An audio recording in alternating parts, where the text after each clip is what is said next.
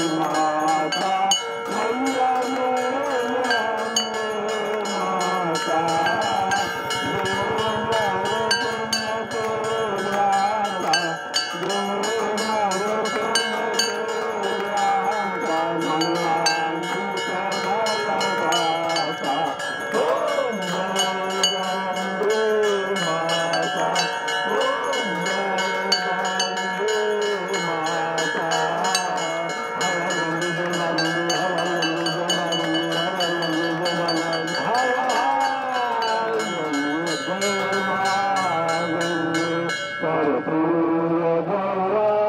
करुणावतारं संसारसारं